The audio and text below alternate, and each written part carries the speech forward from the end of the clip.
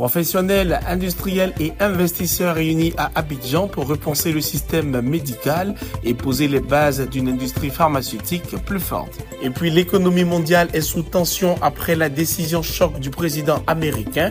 Les bourses s'affolent, l'incertitude s'installe. Nous y reviendrons. Voici pour le sommaire. Bienvenue. L'ancien ministre ivoirien des Affaires étrangères Issi Amara, président de la Commission de l'Union africaine, est décédé dans la nuit du lundi 7 au mardi 8 avril à Abidjan.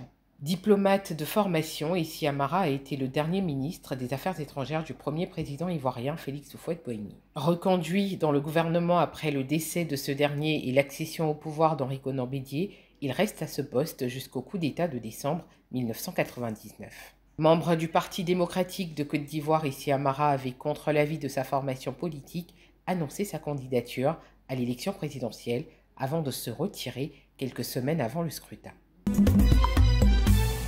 Abidjan a vibré au rythme de la 3e édition de Medpharma Africa. Du 3 au 5 avril, le rendez-vous a réuni professionnels de la santé, industriels et investisseurs autour des grands enjeux du secteur médical et pharmaceutique. Au cours des 3 autres éditions, nous avons été soutenus, donc je pense que le Dr Oba l'a cité en début de cérémonie, Merck, qui a été un grand laboratoire que tout le monde connaît, a demandé qu'on continue dans ce sens-là, à permettre, à donner une plateforme de rencontre à des décideurs.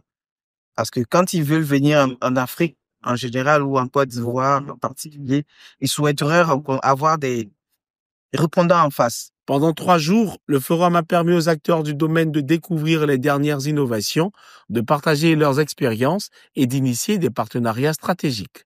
Entre expositions, conférences et ateliers, Medpharma Africa s'impose comme une plateforme de réflexion et d'action au service d'un système de santé plus performant et mieux connecté. L'innovation, c'est de permettre à ce qu'il y ait des médicaments de bonne qualité qui soient acheminés vers l'Afrique, notamment en Afrique de l'Ouest et plus précisément en Côte d'Ivoire.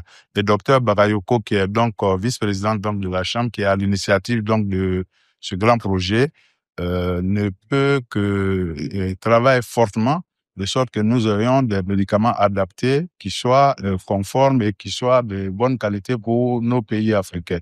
L'Allemagne, disons en tant que pays étranger, mais du côté de l'Afrique, vous avez des Burkinabés, vous avez des Béninois, vous avez des Béninois, vous avez des Éthiopiens, vous avez des Guinéens. Donc, l'objectif, c'est que la discussion du médicament ne se fasse pas en vase clos, mais qu'elle tienne compte des réalités régionales qui font que, si on vend au Burkina, on a vendu en Côte d'Ivoire, on a vendu au Mali, en Guinée. Donc, c'est l'objectif. Le médicament de qualité ne pourra se présenter que si les acteurs qui discutent du médicament sont conscients de leur rôle. Avec l'ambition de faire de l'Afrique de l'Ouest un pôle d'excellence médicale et pharmaceutique, ce forum trace la voie vers une industrie plus structurée, plus innovante et surtout plus accessible. Culture, musique, gastronomie et art ont fusionné pour offrir un spectacle haut en couleurs lors de la 4e édition du festival ivoiro-belge. Les jardins du Sofitel Hôtel Ivoire ont servi de décor à un événement unique en son genre, rythmé par des spectacles de marionnettes géantes, des concerts live et des dégustations de bière belge. Alors l'idée derrière ce festival, c'était de vraiment montrer la collaboration entre la Belgique et la Côte d'Ivoire. Ça fait longtemps que nos deux pays collaborent bien ensemble et nous avons voulu montrer que les Belges et les Ivoiriens aiment faire la fête et que si on mélange les artistes belges et les artistes ivoiriens, c'est un grand succès.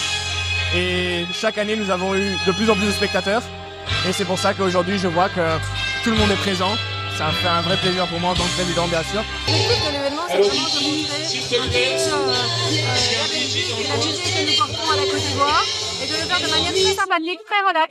C'est vrai qu'on a l'habitude en tant qu'ambassadeur d'aller à des événements formels et qui sont très importants également. Mais de temps en temps, c'est aussi important de faire quelque chose de moins formel et de s'adresser aussi simplement aux personnes quotidiennes. Et oui, on a envie de s'adresser par la musique ivoirienne et la musique belge, à nos communautés ivoiriennes et belges. Cette célébration a rassemblé un large public autour d'animations culturelles et artistiques, renforçant les liens d'amitié entre la Côte d'Ivoire et la Belgique. On parle de vivre ensemble. Mais à travers les arts, on voit qu'on peut vivre ensemble. Vous, tout à l'heure, vous avez vu ce mélange, ce métissage-là. Ça a bien fonctionné. Et pourquoi pas entre humains? Entre humains, ça fonctionne aussi. Il faut juste comprendre ce qui est bon chez l'autre et puis laisser tout ce qui est mauvais à fond. Je suis heureux et j'espère pouvoir revenir l'année prochaine, Inch'Allah. Le festival ivoiro-belge s'impose comme un véritable pont culturel, célébrant la fraternité et l'ouverture entre deux nations unies par les arts et le dialogue. Début de semaine noire sur les places financières.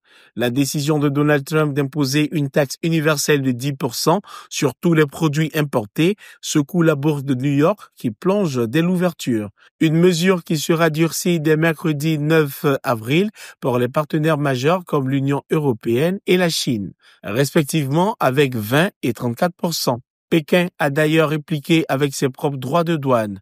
À 14h30 GMT le lundi 7 avril, le Dow Jones reculait de 1,91%, le Nasdaq de 1,0% et le S&P 500 de 1,51%. Une chute certes marquée, mais bien moins brutale que celle enregistrée à Paris, à Londres ou encore à Hong Kong. Face à la panique, Donald Trump reste droit dans ses bottes. Il faut parfois un traitement pour se soigner, a-t-il lâché. Une fermeté qui alimente les pires craintes, inflation, hausse des taux, baisse des bénéfices, voire récession. C'est la fin de ce 7 minutes. Merci de l'avoir suivi. Restez sur cette info. Les programmes reviennent.